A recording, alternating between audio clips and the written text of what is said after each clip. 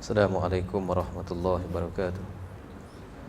Nabi karim wa alihi wa ashabihi wa ikhwanihi wa ahbabihi wa limasyayikhina wa limuallimina wa dhabil huquq alaina ajma'in wa khususan ila Syekh Arsyad Al-Banjari rahimahullah syaikhdahi lahumul fatihah. A'udzu billahi minasyaitonir rajim. Bismillahirrahmanirrahim.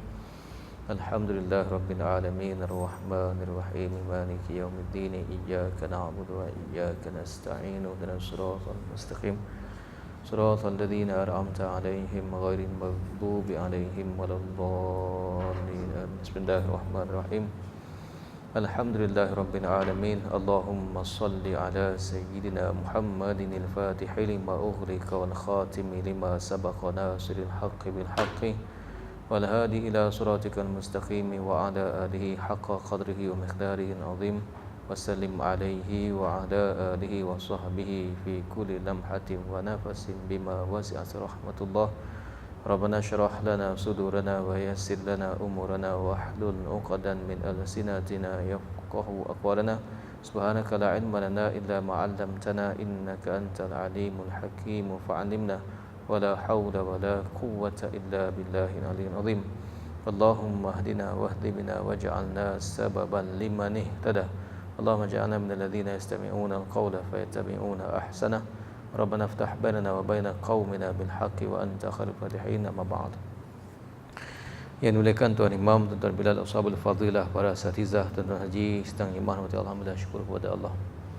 InsyaAllah menyambung lagi pengajian kitab Sabilal Muhtadin Litafaqquhi fi Amriddin yang disusun oleh, dikarang oleh Syekh Umar Arsyad Abdullah Al-Banjari rahimahullah. Baik, nanti Allah, kitab Jawi 229 tengah-tengah, kitab Rumi muka surat 308 nombor 1900. Qala al-musannifu rahimahullah wa nafa'ana bi'ulumihi fid din wa darain amin. Bermula sebahagian daripada perkara yang menghasilkan khusyuk itu, bahawa orang yang sembahyang itu menghadirkan bahawa dirinya pada hadrat Tuhannya yang amat besar kebesarannya dan kerajaannya, lagi amat tahukan segala rahsia yang tersembunyi dalam keadaan dia bermunajat kepadanya, dan bahawa dia terkadang tajalli di atasnya dengan kekerasannya kerana dia tidak mendirikan hak rububiyahnya lalu menolak sembahyangnya di atasnya. Baik, jadi kita yang sebelum ni kita membicarakan tentang perkara yang sunat di dalam sembahyang, iaitu syarat-syarat kata kita hendaklah menumpukan pandangan mata kita kepada tempat sujud. Apa tujuan? Ya, yang pertama kita kata tempat sujud tu mulia, sampai jadi perbahasan nak tengok tempat sujud ke, nak tengok Kaabah ke, nak tengok belakang Nabi SAW. Satu hal lah, kan? Yang keduanya sebenarnya bila tengok tempat sujud, ia lebih membawa kepada khusyuk. Dalam pada bincang tengok tempat sujud lebih khusyuk, maka Syekh juga bawakan kepada kita perbahasan tentang hukum memejamkan mata, yang kita buat kesimpulan bahawa harus untuk memejamkan mata.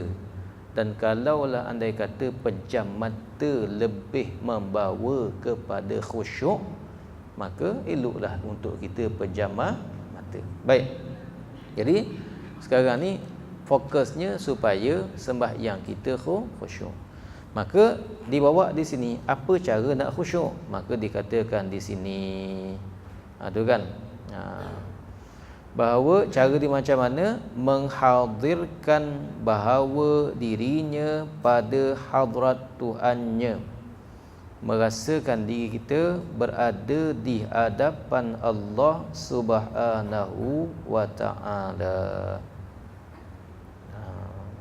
Yang pernah kita bayangkan dulu bagaimana dalam perasmian sekolah agama Husnul Khatimah, penjara Keluang, penjara pertama di dunia yang mewujudkan sekolah agama dalam dia. Tu kan. Jadi dirasmikan oleh Duli Yang Maha Mulia Sultan Johor. Jadi adalah orang kata, biasalah kan, bila ada sultan mesti ada kawat. Ada kan?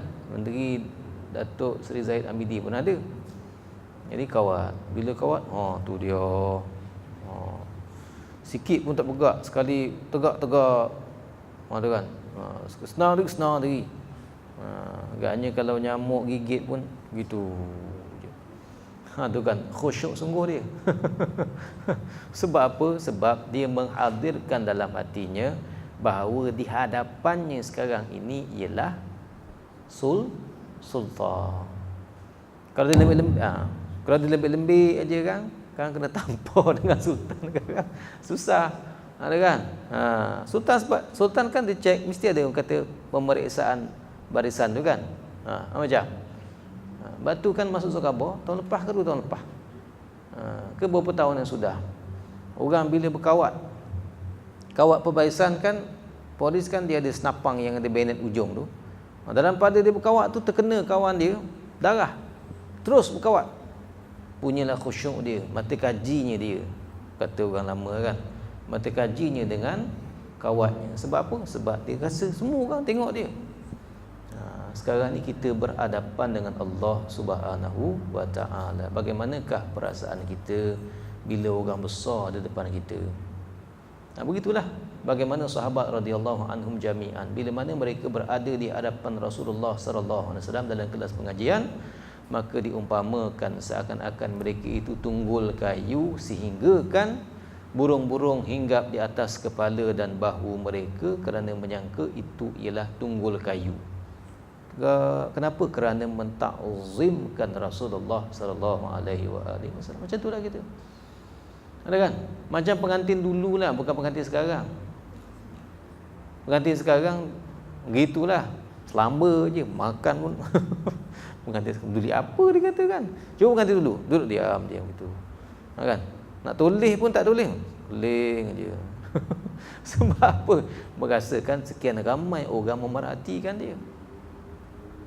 Ya, cuba kalau kita boleh masukkan perasaan itu sebagaimana disebutkan di sini, seperti kita menghadirkan bahawa Allah ada di hadapan dia. Betul tak? Sebab itulah perasaan yang kena ada, barulah kita boleh merasakan perasaan khusyuk. Ini dalam sembahyang nanti Allah. Sebenarnya kalau nak ikutkan sebagaimana yang dikasahkan kepada kita, Ali Zainal Abidin radhiyallahu anhu, ada kan, pangkat cicit kepada Rasulullah sallallahu alaihi wasallam. Bila azan aja dikatakan bahawa kuning mukanya, pucat mukanya. Bila azan dia dah pucat dah muka. Ada kan? Kita azan tak ada benda lagi. Ada. Bila berwuduk begitu juga, bergetar, pucat muka dia. Kenapa? Kerana bila tanya kenapa? Kenapa jadi macam tu? Sebab dia kata, adakah kamu tak tahu siapakah yang aku berhadapan dengannya?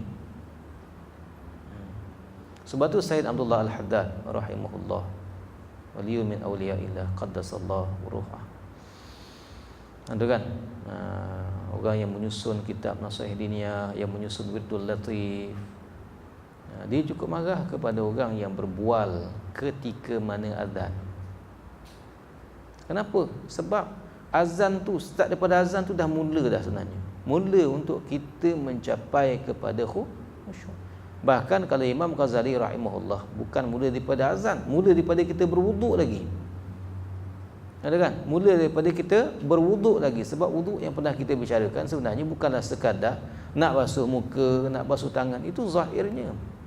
Yang lebih besar daripada itu apa dia? Iaitu kita basuh muka, membersihkan dosa-dosa yang ada pada muka kita. Sebab berdasarkan kepada hadis Nabi SAW, seseorang itu boleh berwuduk iza ghasala wajahu, bila mana dia membasuh mukanya, kharaja min wajhihi dhunubah, khatayahu, keluar daripada muka ni khatayahu, dosa-dosa dia, ma'al ma' au ma'a akhiri qatril ma', bersama dengan air wuduknya ataupun bersama dengan titisan yang akhir daripada wuduknya itu. Ada kan? Jadi bila masuk muka dah nak bersihkan. Sebab apa? Kalaulah kita pernah bicarakan dulu, kalaulah Colgate Total boleh mengesan bakteria, pertambahan bakteria dengan alat tu, kan iklan Colgate dah, boleh kesan, takkanlah Allah tak boleh mengesan berapa banyak dosa mata kita, telinga kita, tangan kita, kaki kita, hati kita, pemikiran kita, takkanlah Allah tak boleh kesan. Sebab tu benar nanti akan timbul yang dikatakan inna solata tanha anil fahsya'i wal munkar, akan timbul. Itu yang bila mana ada seorang sahabat Badawi jumpa dengan Rasulullah, ya Rasulullah, nak Islam boleh dengan syarat. Aku nak bagi syarat. Apa dia? Aku boleh mencuri. Tengok. Ada kan? Dia syaratnya boleh mencuri. Boleh? Rasulullah kata boleh. Yang penting jangan bohong. Yang penting jangan bohong. Maka seronoklah Badawi itu, Islamlah dia. Ada kan? Jadi dia bergembira. Kenapa? Kerana habit dia, tabiat dia boleh mencuri itu boleh diteruskan. Tapi bila nak mencuri, dia teringat nanti kalau jumpa Rasulullah, tengok, kalau jumpa Rasulullah, kalau Rasulullah kau mencuri tak akan nak bohong. Itu baru nak jumpa dengan Rasulullah sallallahu alaihi wasallam, bukan berjumpa dengan Allah. Kita macam tu lah. Ada kan? Itu masalah orang bercakap ni lah. Sebab tu dia kata dengan cara menghadirkan bahawa dirinya pada hadrat Tuhannya yang amat besar kebesarannya dan kerajaannya, lagi amat tahukan segala rahsia yang tersembunyi dalam keadaan ada. Dia bermunajat kepada Allah, Allah tahu. Ada kan? Dalam pada kita munajat, al-musalli yunaji rabbah, orang yang sembahyang itu bermunajat kepada Allah. Kononnya bermunajat, mulutnya sebut tetapi hatinya kosong. Sebab itulah kata pengarang kitab Mukhtasar min ajil qasidin, kata silap saya. Allahumma shalli ala al-Maqdisi tu. Dia ringkasan kepada ringkasan Ihya Ulumuddin. Itu dia membayangkan kita bila mana kita sembahyang ni seperti orang yang mengigau. Setengah orang ni seperti sembahyang seperti orang yang mengigau. Kenapa mengigau? Sebab dia bercakap dia tak tahu benda apa dia bercakap. Dia tak sedar. Orang mengigau ni dia bercakap, dia tahu benda apa dia cakap.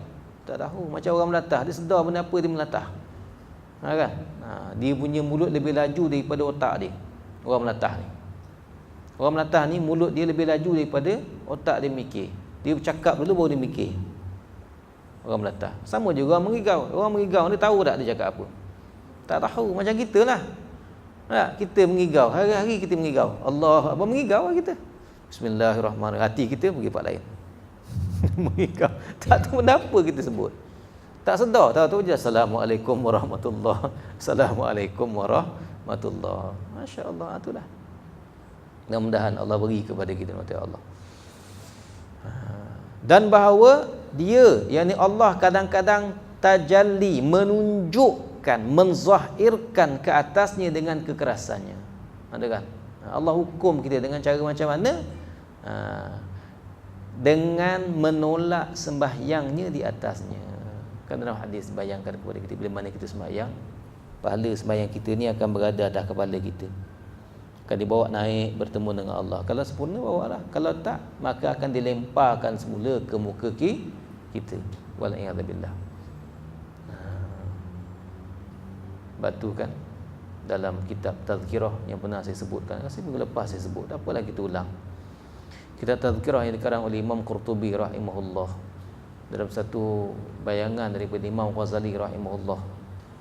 Bila roh orang mukmin tu meninggal dunia, mati, rohnya bila keluar daripada jasadnya akan dibawa oleh malaikat. Malaikat Daqa, malaikat Salsail. Malaikat Salsail ni akan bawa orang mukmin tu, bawa sampai kepada langit yang pertama, ketuk pintu. Ada kan? Penjaga langit kata siapa? Maka malaikat Salsail kata fulan min fulan. Maka penjaga pintu langit pertama kata ahlan wa sahlan, kan, kepada hamba yang soleh yang mempunyai akidah yang benar, sila masuk. Masuklah lalu sampai langit kedua. Sampai langit kedua ketuk lagi. Siapa? Fulan min fulan. Ketika itu akan tengok sama ada ahlan wa sahlan, kan, kepada bulan demi bulan yang sembahyangnya bagus, elok, rukun dan syaratnya sempurna, hadir hatinya, selamatlah kita. Kalau tidak, start kat situ tak boleh masuk, dilemparkan balik, tak boleh pergi kepada tempat kenikmatan yang disediakan oleh Allah Subhanahu wa taala. Waliyadzubillah. Nuti Allah.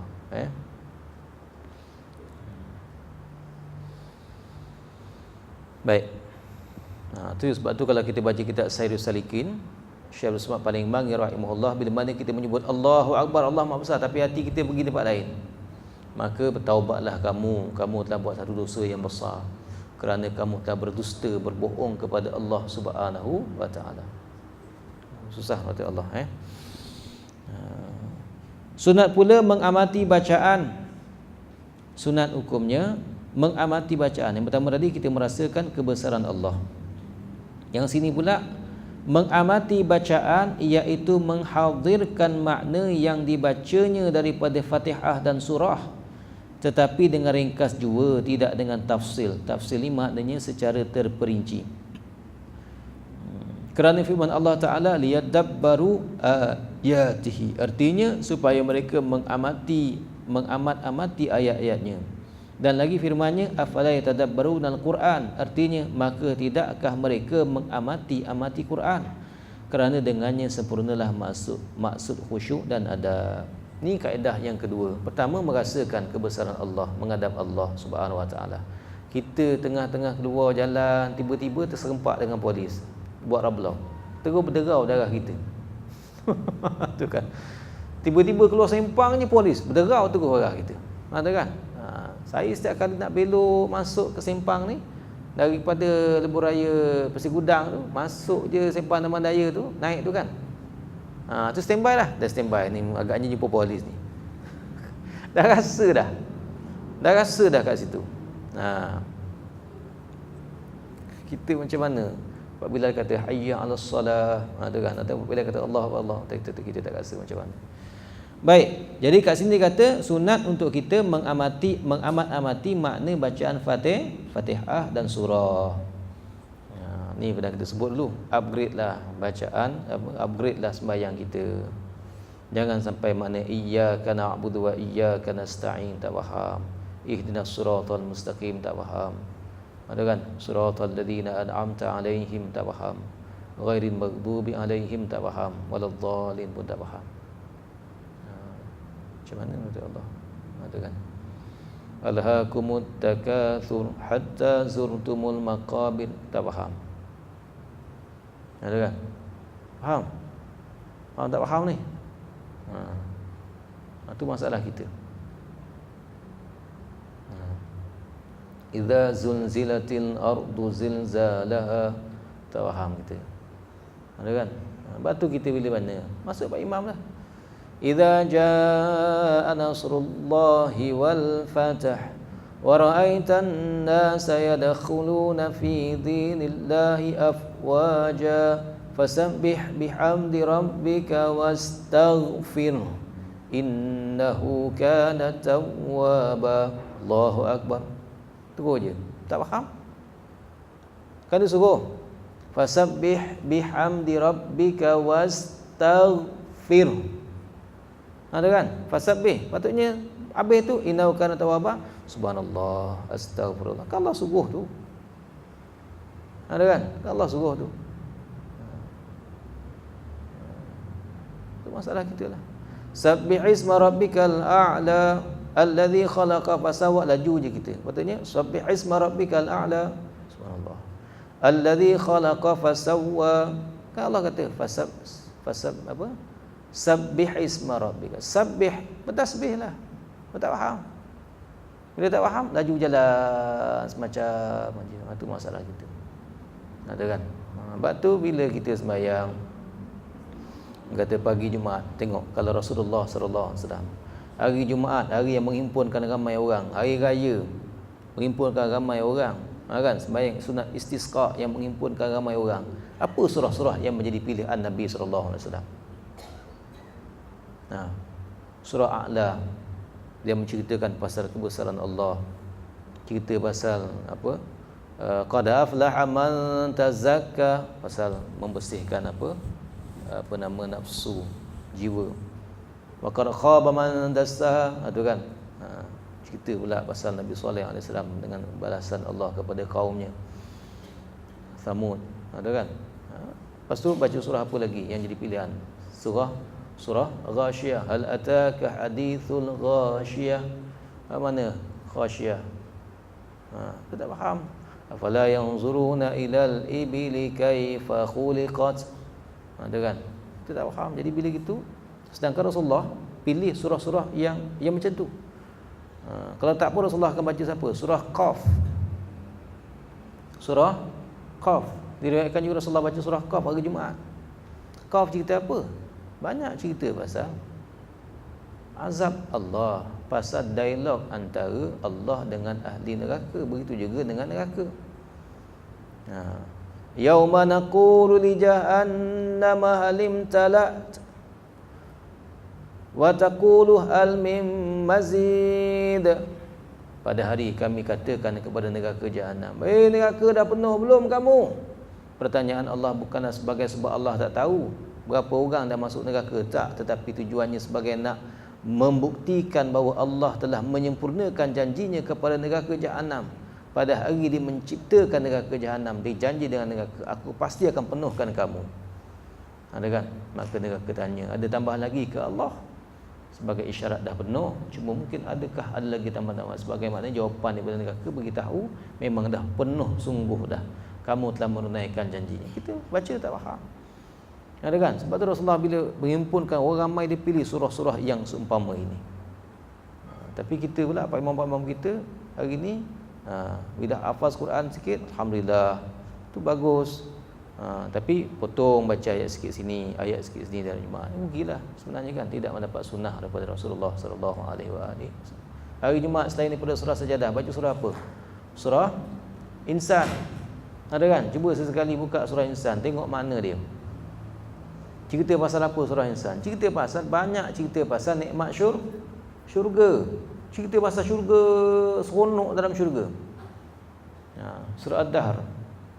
Surah-surah yang menjadi pilihan kepada Nabi sallallahu alaihi wasallam. Maknanya di sini kata Allah, iaitu nak suruh kepada kita, cara untuk kita hadirkan hati ialah antaranya menghadirkan kepada makna-makna bacaan yang kita baca. Inna salati wa nusuki wa mahyaya wa mamati lillahi rabbil alamin. Itu kan. A'udzubillahi minasyaitonir rajim. Baca a'udzubillah. Tapi dia tak rasa dia baca a'udzubillah tu dia minta halau semua setan, dia tak rasa. Bismillahirrahmanirrahim. Hari-hari baca bismillahirrahmanirrahim. Ada masalah sikit dengan suami dah tak suka. Sedih noh. Ada kan? Bila suami dah suka pula pada perempuan lain, Allah sedihnya. Kena pula ada kawan-kawan pun dah tak suka kat kita, Allah, bos pun dah tak suka. Sedih no. Orang dah tak suka dia rasa sedih sangat. Dia lupa Bismillahirrahmanirrahim. Lupa ayat Bismillah tu, yang maha pemurah lagi maha mengasihani. Lupa terus adanya Allah. Yang dibaca Bismillah, Bismillah, Bismillah. Tak. Sebab apa kita baca tak masuk dalam hati? Ada? Itu masalah kita. Sebab tu di antara yang diajarkan oleh Syekh Arsyad, supaya kita mencapai khusyuk, iaitu kita cuba memahami akan apa yang kita baca. Bila gitu, apa jadi? Taklah fikiran kita sibuk memikirkan kunci, tak sibuk nak fikirkan apa, belum masak ke, ataupun fikirkan pasal tadi bergaduh dengan bos ke, tak sibuk nak fikir, tak sibuk. Sebab pemikiran kita tertumpu kepada ayat yang kita baca. Cubalah kita usahakan. Kan sikit-sikit sekarang pun dah mudah. Dah ada Quran per kata, perkata. Baca sikit-sikit, ambil mana yang kita boleh faham. Mudah-mudahan. Ada kan? Ni tak baca Rabbighfirli warhamni wajburni. Mana wajburni pun tak faham sampai sekarang. Ada? Kita baca tahiyat tu, perasan tak kita sebenarnya beri salam kepada Allah tu? At-tahiyyatul mubarakatuh. Setiap kali sembahyang kita beri salam kepada Rasulullah. Assalamualaikum ayuhan nabiyyu wa rahmatullahi wabarakatuh. Perasan tak perasan? Kita beri salam kepada Nabi sallallahu alaihi wasallam. Kadang kita tak rasa, ada bagi salam bila ada tu kan. Kadang-kadang kalau tak sebut, cuba tanya balik, tanya rumah ke, kan? Kalau kita datang, suami datang, rumah tak datang, tanya suami, kita datang rumah, suami tak datang, cuba tanya, bang, hari ni dah bagi salam kepada Rasulullah? Awak ni besar meripik, tanya. Ada? Besok tanya budak Hafiz ke, dah hari ni macam pagi-pagi dah bagi salam kepada Rasulullah belum? Semalam ada bagi salam dengan Rasulullah tak? Tak perasan. Baru dalam sembahyang bagi salam, tak perasan. Sebab apa? Tak faham. Jalan gitu je, tak perasan selama ni bagi salam hari-hari paling kurang 5 kali kepada Nabi sallallahu alaihi wasallam. Ini masalah kita. Ada kan? Jadi usahakanlah untuk kita faham. Demikian lagi sunat mentartilkan bacaannya. I'ta'u kullu harfin haqqahu, tartil ni. Asal makna tartil ialah berikan segala huruf tu hak dia. Tapi yang dimaksudkan dekat sini bukanlah makna kita memanglah menjadi kewajipan kita bila mana kita baca Quran mesti dengan tartil, kita memberikan hak kepada setiap huruf tu hak dia. Kalau kha hak dia, kalau sad hak dia, ada kan? Zal kena bagi hak dia, kita beri sebut dengan cara yang betul, dengan bacaan yang betul. Itu maksud tartil. Tapi yang dimaksudkan itu memang kewajipan lah. Tapi yang dimaksudkan di sini dengan tartil ialah kita boleh katakan dengan begini, iaitu kan dalam bacaan Quran ni kita bagi satu nama bacaan tartil, ada bacaan namanya hadar, ada kan? Satu lagi lupa saya. Tartil atau tahqiq dengan sama makna, ada yang membezakan. Yang hadar ni bacaan secara Bismillahirrahmanirrahim. Bismillahirrahmanirrahim. Alhamdulillahirabbil alamin arrahmanirrahim maliki yaumiddin iyyaka na'budu wa iyyaka nasta'in. Ni hadar dia terus je. Ada kan? Tartil ni kita maksudkan di sini iaitu kita baca dengan perlahan-lahan sehingga mampu untuk kita mentadabburkan maknanya. Bismillahirrahmanirrahim. Alhamdulillahi rabbil alamin. Baru dah boleh hadir dia punya maknanya. Baca sikit, slow, perlahan-lahan. Itu yang dimaksudkan dengan tartil di sini. Baca pelan-pelan. Bukan pelan-pelan Bismillahirrahmanirrahim. Bukan gitu. Itu kan. Baca tak lajulah maknanya supaya sempat kita memahami akan makna setiap bacaan yang kita baca. Ada kan?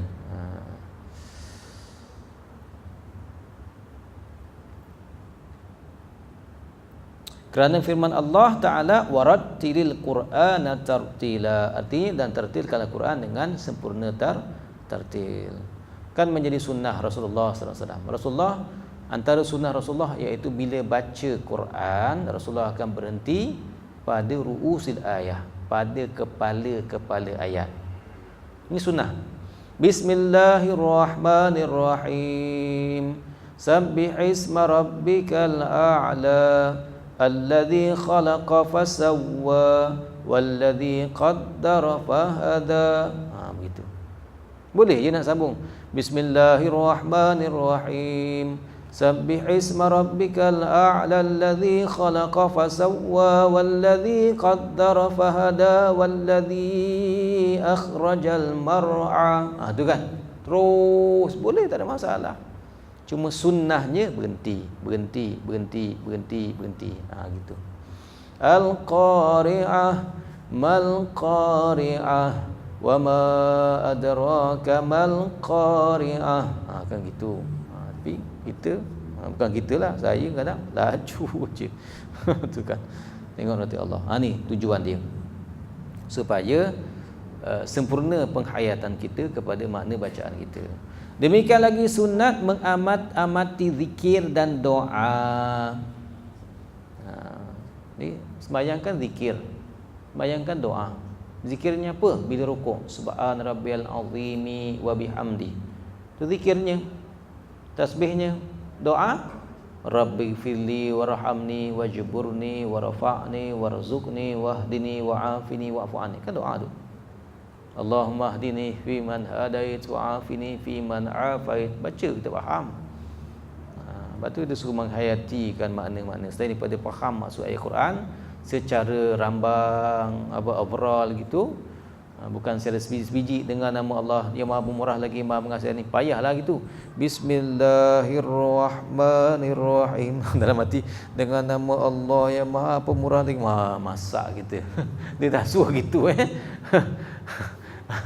dia suruh lebih kurang aje lah maksud dia Begitu juga dengan zikir dan doa, kerana dikiaskan di atas bacaan Al-Quran. Ni dalilnya apa? Kalau tadi kenapa disuruh faham makna? Sebab ada dalil, yadabbaru ayati. Kenapa disuruh baca tartil? Sebab Allah suruh waratil Quran tartila. Ni kenapa pula disuruh kita mengayati makna zikir dan doa yang kita baca? Dalilnya apa? Qiyas. Ada kan? Qiyas, dikiaskan dengan suruhan untuk tadabbur ayat Quran. Ada kan? Tu dalilnya. Supaya terhasil pahala keduanya, supaya terhasil pahala zikir dan doa, kerana berselisih ulama pada orang yang membaca zikir dan doa serta jahilkan maknanya. Nampak? Adakah dia beri pahala atau tidak? Maka yang dirajihkan oleh Syekh Ibn Hajar Al-Haythami dalam Tuhfatul Muhtaj, kerana mengikut Imam Asnawi rahimahullah, tidak diberi pahala dia. Siapa tasbih tak faham, tak menghayati tasbihnya, tak ada pahala. Kosong. Tu kan? Ianya bersalahan dengan Quran, maka diberi pahala orang yang membacanya, dan jika dia tak tahukan maknanya sekalipun. Bagi zikir, kalau tak faham makna tak ada pahala, dia kata. Kalau Quran tak faham makna, ada pahala. Apa bezanya? Apa dalilnya? Ada kan? Kenapa baca Quran walau tak faham, ataupun kita tak menghayati maknanya, kita tak dapat pahala, sedangkan zikir kenapa tak dapat pahala? Sebab Quran kan saya pernah sebutkan dulu bagaimana yang ditafsirkan oleh Syekh Muhammad Mutawalli Sya'rabi rahimahullah ketika mana mentafsirkan huruful muqatta'ah. Huruful muqatta'ah, huruf-huruf yang di awal surah tu, Yasin, Taha, Alif Lam Mim. Ada kan? Kan sebagian ulama cuba mentafsirkan Yasin adalah nama Rasulullah, Alif Lam Mim Allah li Muhammad. Ada kan? Taha apa? Maknanya sebagian ulama cuba memberikan makna kepada setiap huruf dalam Quran, termasuklah kepada huruful muqatta'ah ni, huruf-huruf yang pada awal Quran ni. Tapi bagi Syekh Muhammad Mutawalli Sya'rabi rahimahullah, maknanya maksud paling betul Allahu a'lam. Ada kan? Sebagai isyarat kepada bahawa baca Quran ini Allah tak wajibkan kita faham, mesti faham makna. Sebab kalau Allah wajibkan kita baca Quran mesti faham makna, nescaya Allah tak akan mulakan sebahagian daripada surah-surah Quran dengan huruf-huruf yang memang tak difahami maknanya. Tu kan? Kalau Allah nak suruh kita faham semua makna Quran, nescaya buat apa Allah mulakan sebahagian surah dengan huruf-huruf yang memang tak akan faham maknanya? Nak tunjuk sebagai isyarat bahawa baca tak faham pun boleh faham, boleh pahala. Man qara'a harfan min kitabillah falahu bihi hasanah. Kan Rasulullah kata, siapa baca satu huruf daripada Quran, maka baginya satu pahala. Wal hasanatu bi asyri amsalih. Satu pahala Allah akan kali 10. Alif Lam Mim tak satu huruf kata Rasulullah, walakin alifun harfun, lamun harfun, wa mimun harf. Alif satu, lam satu, mim satu. Alif Lam Mim 3 huruf boleh 30 pahala. Sebab tu ni bagi pandangan sebagian ulama.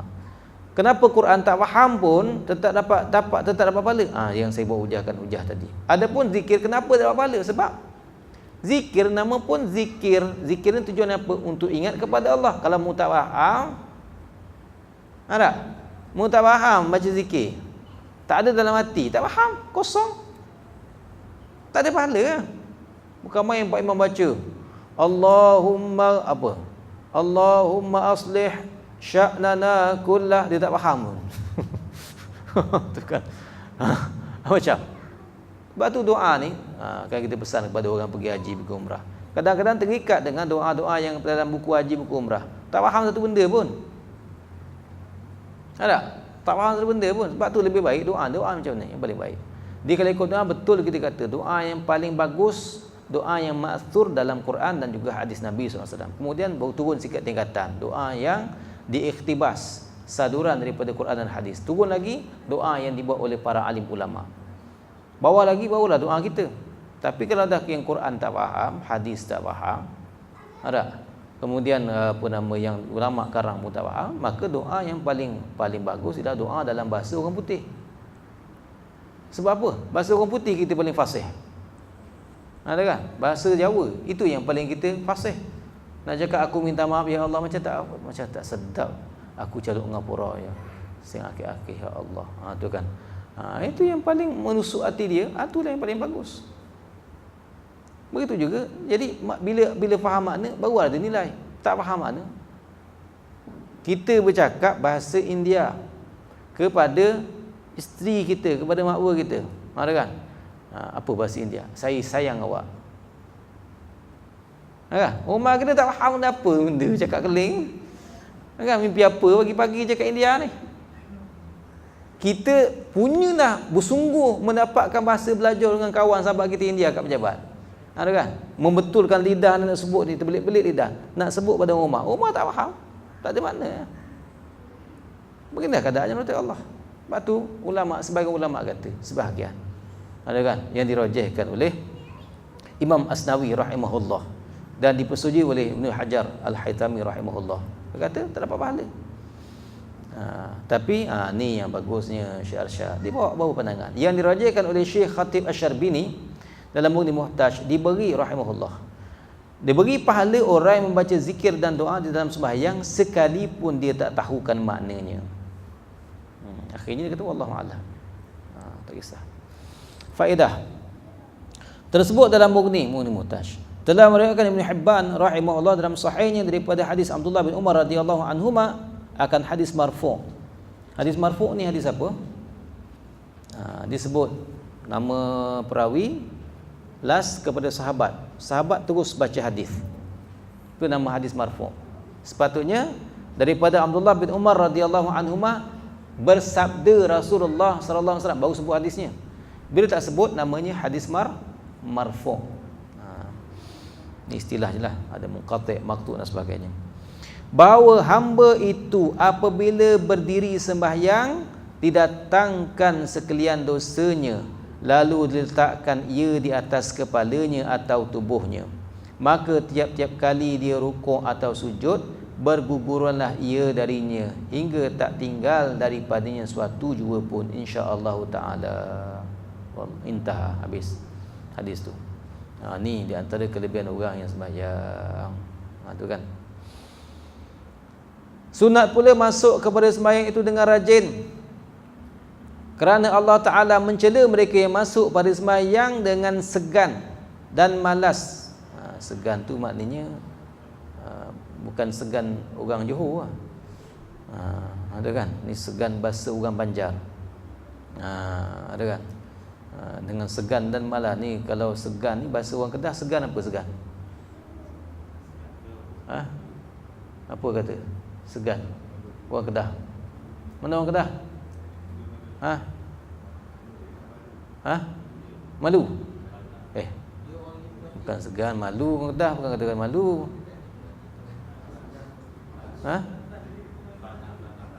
Tanak Tanak kan?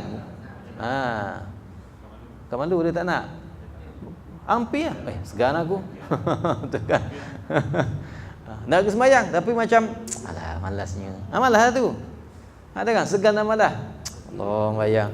Nanti ya ajak lagi ya buku apa ni ya. Nantilah. Bangun bagi aku apa? Baru 4.30 nantilah. Bagi. Baru 5.30 nantilah. Baru 6.30. 6.50 tak apa, sempat lagi. 6.40 sempat lagi. 6.45 baru bangun. Tu kan nak sembahyang subuh. Malas tu segan. Sunatnya sebelum azan, tu kita kata yang atas tadi. Sunatnya dah standby, dah ready dah. Sebelum azan dah dengan wuduk, dah siap dengan wuduk. Bila azan dengar, tu betul. Tak cakap tak apa, mendengar sungguh-sungguh akan azan. Tak cakap apa dah. Tumpu terus kepada Allah Subhanahu Wa Taala. Tu kan. Kerana Allah Ta'ala mencela mereka yang masuk pada sembahyang dengan segan dan malas dengan firman-Nya, wa idza qamu ila sholati qamu kusala. Artinya apabila mereka bangun untuk sembahyang, mereka bangun dalam keadaan malas. Ini siapa? Orang munafik. Fawailul lil musallin alladzina hum an salatihim sahun alladzina hum yuraun. Lalai daripada sembahyang dengan pelbagai tafsiran ulama. Lalai sehingga lupa waktu ada, lalai sampai dah akhir waktu ada pandangan. Lalai, maksud lalai iaitu melalaikan rukun dan syaratnya, ada pandangan. Lalai dalam makna melalaikan akan hadir hati ketika sembahyang, ada maksud. Ada kan? Jadi kerana tu kena rasa seronok bila mana Allah panggil. Macam begitulah. Ada pertandingan akhir Johor JDT lawan Pahang. Mana kan? Punya semangat. Baru separuh akhir je dah minta dah. Kan? Yang mula tunggu. Kalau kita menang akhir ni, taja bas. Baru separuh akhir. Teruslah TMJ kata okeylah. Saya taja dah. Tu baru separuh akhir tu. Nak tunjuk semangat nak pergi akhir. Bila akhir, wah sibuk dah. Bas ni, tiket ni, standby dah. Cuti pun dah standby dah, cuti. Standby dah cuti. Sampai UK terpaksa keluar kenyataan, MB terpaksa keluar kenyataan. Menang pun tak cuti. Tu punya perasaannya kita kan. Nak tunjuk sungguh semangatnya. Tengok Pahang juga yang cuti. Rugi tak jadi orang Pahang. Tu kan. Ni ya, kena rajin lah. Sungguh. Tu kan, sungguh, bukan malas.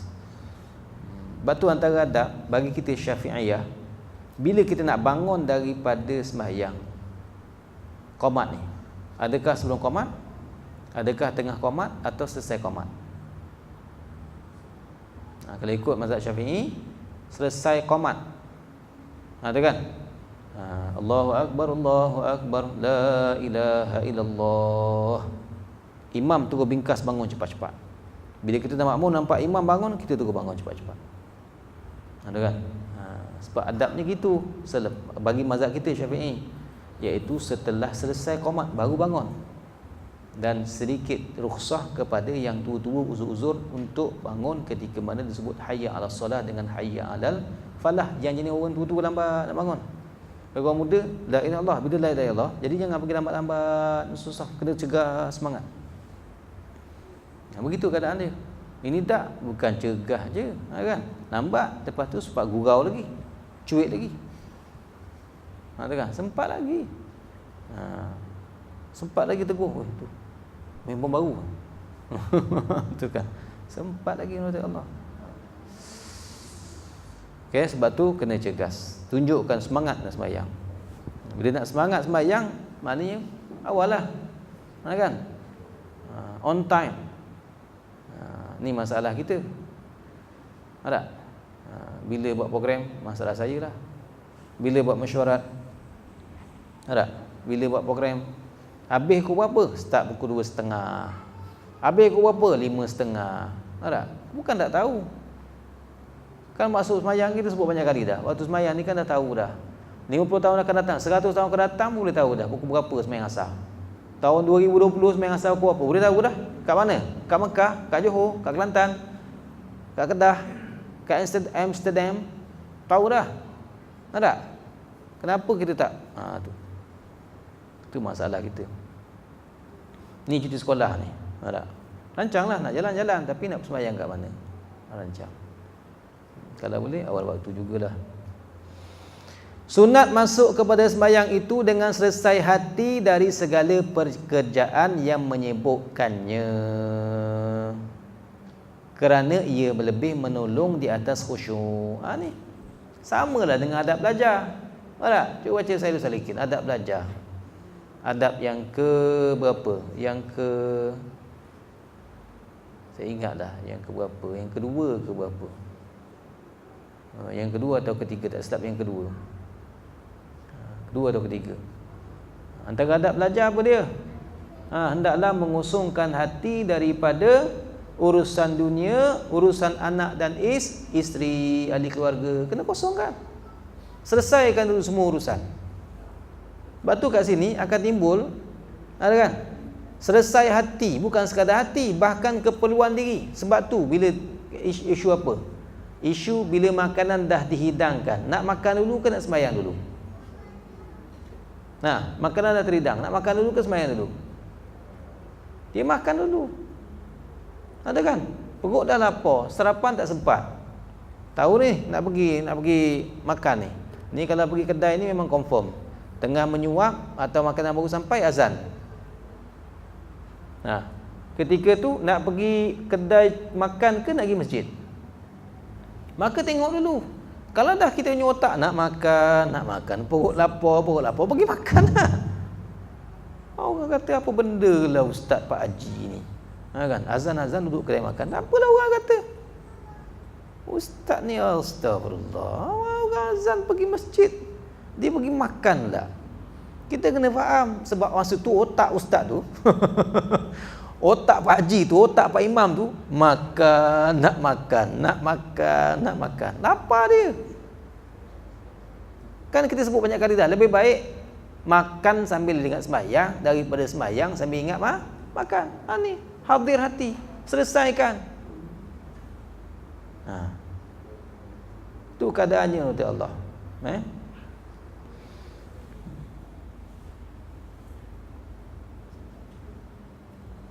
Sebab tu bila nak sembahyang dan sibuk nak buang air, kan sebutlah. Nak buang air, rukuk nak buang air, bila nak baca, bila nak habis ni. Tu kan. Tak selesai. Bukan sekadar hati je yang disebutkan di sini, daripada urusan-urusan yang luar-luar dunia ni, bahkan urusan apa? Urusan tubuh badan, keperluan tubuh pun kena settlekan.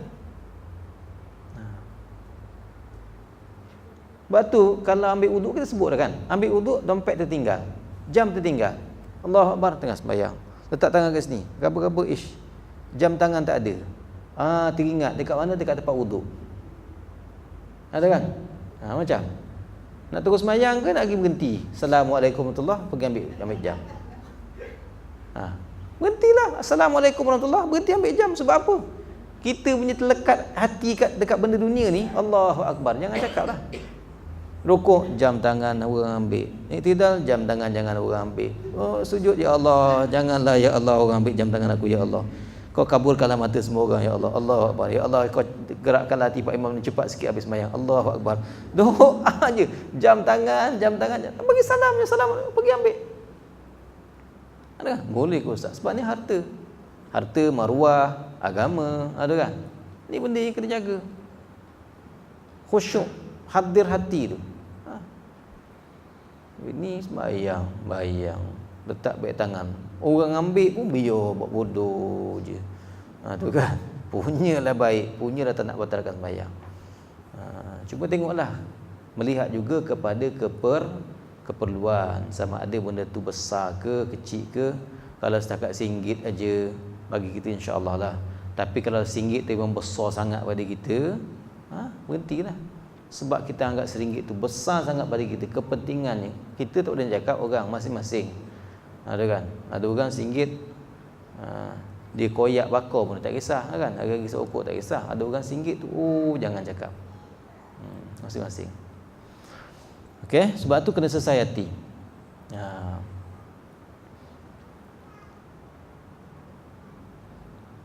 Sebab dalam sembahyang ni kita tak boleh tengok fiqh saja. Ada kan? Dalam sembahyang tak boleh tengok fiqh saja. Kalau fiqh saja betul lah. Sebab tu yang keluar buku pelik tapi benar tu. Ada kan? Buku yang diharamkan, pelik tapi benar. Memang pelik. Pelik dalam sembahyang ni. Boleh buka pintu, boleh matikan api dapur. Tu kan. Memang pelik, tapi benar tak? Benar, betul. Dari sudut kaedah betul, kaedah fiqh. Kalau kena cara dia macam mana? Tengah sembahyang, suami ketuk pintu. Assalamualaikum, Waalaikumsalam. Boleh tak pergi buka pintu? Boleh? Boleh. Tapi ada kaedah dia, cara dia macam mana. Sudut fiqh dia beritahu gini. Memang betul. Tapi dalam buku tu tak diterangkanlah kaedahnya macam mana. Cuma hukumnya boleh. Memang boleh. Fiqh boleh, tak ada masalah. Ada kan? Tapi jadi Pak Imam dah terlambat, ada kan? Balik daripada main futsal, jam, main bola. Sempat sampai pakai tracksuit dengan baju t-shirt bola, belakang Ronaldo je. Nak jadi imam ke depan? Boleh? Sudut hukum sah je, tak ada masalah. Tapi cuba bayang, Pak Imam pakai tracksuit, pakai baju bola jadi imam. Macam mana? Gitulah. Fiqh tak ada masalah, tapi tasawufnya tu kena tengok. Ada kan? Sebab tu kat sini Syekh Arsyad dia lebih tumpu kepada dalam urusan hati. Tersebut dalam hadis bahawa sabda Nabi SAW, laisa lil mar'i min salati illa ma aqala minha. Artinya tidak ada bagi seorang itu dari sembahyangnya melainkan apa yang dia berakal di dalamnya, iaitu apa yang hadir hatinya di dalamnya. Kan dalam hadis yang lain dibayar sembahyang kita ni, ada orang dapat usyur, kita sebut dah yang lepas, 1/10, ada dapat tusuk 1/9, ada dapat nus separuh, bergantung kepada sebanyak mana kita ingat kepada Allah. Sebab itulah pergilah datang sembahyang berjemaah, package. Kita ni numpang tui je lah kepada orang-orang sembahyang khusyuk. Tu kan. Orang yang sembahyang terima oleh Allah, kita package sekali ikutlah, numpang tui. Tu untungnya. Tapi jadi tanggungjawab Pak Imam yang paling besar. Sebab tu kan tak suka jadi Pak Imam sebenarnya kan. Dan hadis ini, dengan hadis ini kuatlah pendapat orang yang berkata bahawa kata hati yang jenis ikhtiar, kata hati yang jenis ikhtiar, kita sendiri yang memilih untuk memikirkan urusan dalam sembahyang, atau istirsal, terus mikir secara manjang-manjang. Dia kadang-kadang kita ni tengah sembahyang memang kadang-kadang tersampuk apa orang kata, bukan tersampuk jin, tersampuk dengan urusan dunia. Tengah sembahyang teringat bola, astagfirullah, iyyaka na'budu wa iyyaka nasta'in, astagfirullah. Kan? Tu tak apa, tak ada masalah. Tersampuk ingat balik, tersampuk ingat balik. Tu peringkat kita lah. Orang yang memang kena sampuk sentiasa, lebih banyak kena sampuk kan. Memang kita macam tu. Tapi yang jadi makruhnya di sini, bahkan dikata ada sebagian kata haram. Macam mana? Iaitu jenis dah tersampuk layan, dia memang mikir. Bulan ni gaji, dapat gaji. Ada kan? Nak bayar rumah sekian duit. Lepas tu nak bayar kereta sekian. Lepas tu ni nak servis kereta. Rumah ajak berjalan. Kalau pergi Langkawi, duit tu. Dia sambil dia mikir. Ini yang namanya istirsal tu. Atas ikhtiar dia sendiri. Dia sendiri yang nak memikirkan urusan dunia dalam sembahyang dia. Ada orang jenis macam tu. Serta kata-kata hati yang itirar itu membatalkan, nampak? Membatalkan kata-kata hati yang itirar, iaitu yang dikata sini yang tak dapat dikawal, membatalkan pahala sembahyang. Pendapat Qadhiyat rahimahullah, pendapat Al-Qadhi, maaf, bukan Qadhiyat, pendapat Qadhi, makruh memikirkan pekerjaan dunia atau masalah fiqh di dalam sembahyang. Demikian itu tak menafikan bahawa Sayyidina Umar radhiyallahu anhu pernah memikirkan urusan mempersiapkan tenteranya dalam urus sembahyang, kerana bahawa yang demikian itu mazhab baginya atau urusan yang sangat perlu kepada demikian itu. Hukum asal tak dipikir, tapi dalam beberapa keadaan harus. Sayyidina Umar pernah mikir urusan ketenteraan dalam sembahyang. Dan sebagaimana Rasulullah SAW, kan kita baca dah yang lepas. Sini ke kat mana? Hukum menoleh. Sini, kat sini. Hukum menoleh dalam sembahyang. Apa hukum? Bukan kat sini kot. Saya baca kitab fiqh manhaji. Perkara yang makruh dalam sembahyang ialah menoleh. Makruh hukum asal menoleh dalam sembahyang. Toleh leher, bukan dada dada batal. Hukum toleh dalam sembahyang hukumnya makruh. Tapi kadang-kadang tak jadi makruh. Bila ada keperluan, sebagaimana perbuatan Nabi SAW yang menghantar seorang sahabat untuk urusan intipan dan sebagainya. Jadi Rasulullah menoleh kepada sahabat itu bila lalu, menjadi dalil kepada hukumnya harus. Secara tak langsung kita faham bahawa Rasulullah memikirkan sesuatu di dalam sembahyang kan. Kalau ada keperluan tak apa, sebab tu dia kata sini tidak makruh. dibawakan cerita Sayyidina Umar Al-Khattab radhiyallahu anhu. Memang perlu sangat ketika itu, ya silakan saja, tak ada masalah kalau perlu sangat. Sebagaimana kisah Sayyidina Umar Al-Khattab radhiyallahu anhu. Dari bagi-bagi kita ni, Allah, banyak sangat masa. Ada main game sempat. Game apa tu? Candy Crush tu kan.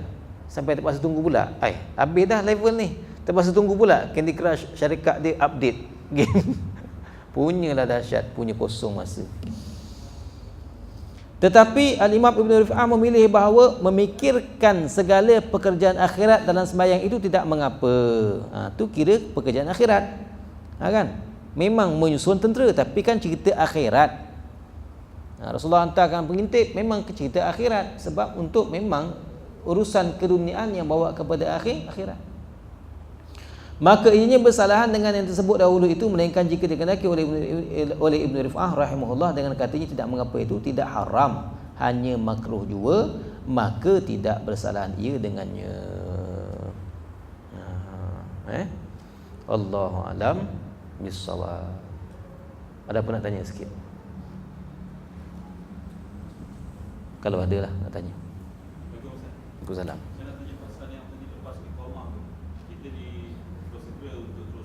Ya. Tapi amalan kita ni suka salam. Ya. Itu macam mana Ustaz? Tak apa. Tak ada masalah. Bagusnya tak payah. Tumpukan untuk berhadap kepada Allah. Ada kan? Tapi jangan pula kita ni penyakit kita tu lah. Kita nak sembahyang pasal orang salam. Kita pun rai-raikan saja. Saya suka ambil pendekatan rai-raikan saja. Orang ni perangai macam-macam. Cuma bagi kita, bagusnya tak perlu kita bersalam salam. Kan tengah azan orang datang, kan buat beb jawab azan ni. Kan kita sebut dah Sayyid Abdullah Al-Haddad. Ada kan? Jadi dia orang buat masa azan pun dia marah. Nak tunjuknya kalau boleh fokus bermula daripada kita wuduk, kita memakai pakaian sembahyang, keluar rumah, tumpu untuk pergi sembahyang tu, dah fokus sembahyang, bayang. Itu semua akan bawa kita untuk lebih khusyuk kepada Allah Subhanahu Wa Taala dalam sembahyang. Jadi tapi tu ingat tu, jangan pergi cebik muka kat orang. Sebab apa? Sebab dia sibuk salam. Sibuk je suruh ngaji tak nak. Ni terpedaya. Tu namanya kita terpedaya, rai-raikan saja. Lain. Jangan pula kita yang sibuk nak salam orang pula. Ada kan? Orang tak ulur tangan, kita sibuk ulur tangan. Jangan pula. Okey? Wallahu a'lam. Sallallahu alaihi wasallam Muhammad wa ala alihi wasallam. Subhanakallahumma wa bihamdika asyhadu an la ilaha illa anta astaghfiruka. Subhanakallahumma wa bihamdika asyhadu an la ilaha illa anta astaghfiruka wa atubu ilaik. Subhanakallahumma wa bihamdika asyhadu an la ilaha illa anta astaghfiruka wa atubu ilaik. Bismillahirrahmanirrahim. Wal 'ashr. Innal insana lafi khusrin illa alladhina amanu wa 'amilus solihati wa tawassaw bil haqqi. Aku qawli hadza wa astaghfirullahal azim li wa lakum. Barakallahu li wa lakum. Assalamu alaikum warahmatullahi wabarakatuh.